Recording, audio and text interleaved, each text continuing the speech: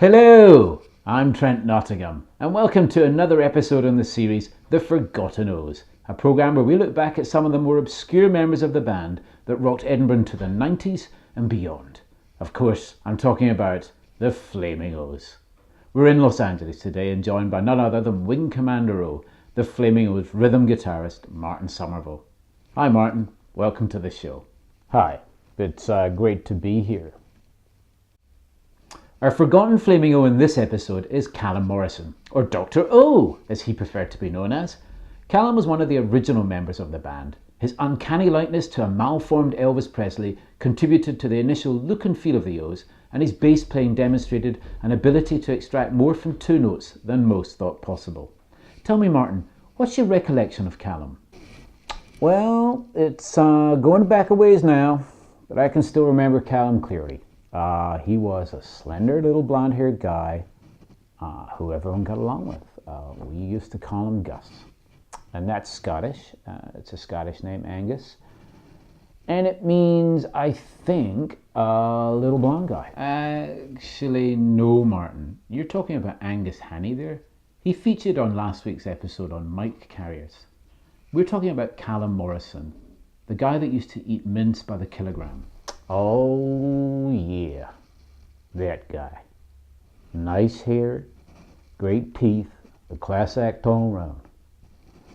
When I first met him, he was living with Professor O, that's Dr. McCulloch, and Calum used to make us tea when we were practicing. If he had a chocolate orange, he'd give us a segment. Harmless enough sort of guy, and we kind of felt sorry for him, suppose, and let him hang out with the band. So the story goes, it's late 1988, you're due to play the Chambers Street Hall, and your regular bassist, Geddy the Slapper Lee, disappears. Tell me what happened next. Yeah, exactly. It was the weirdest thing. Geddy was as reliable as a Honda. Always turned up to practice, never missed a gig until this time.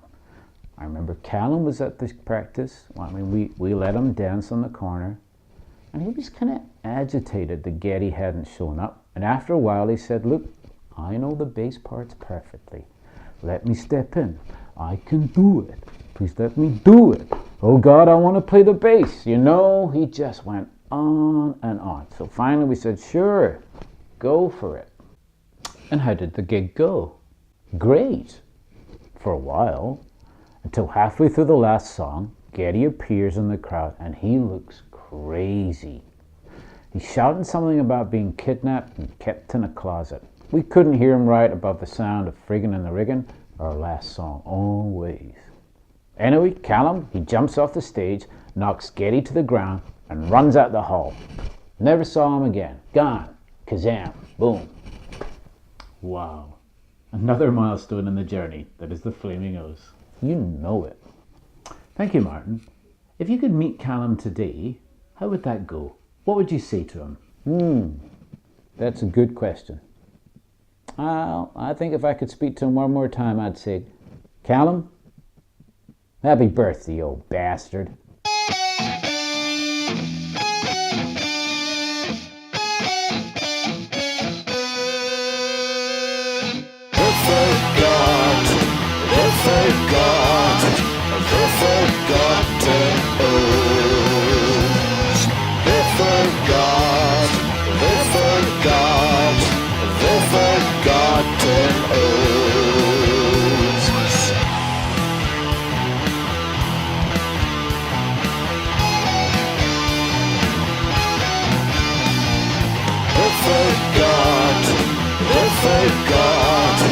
The forgotten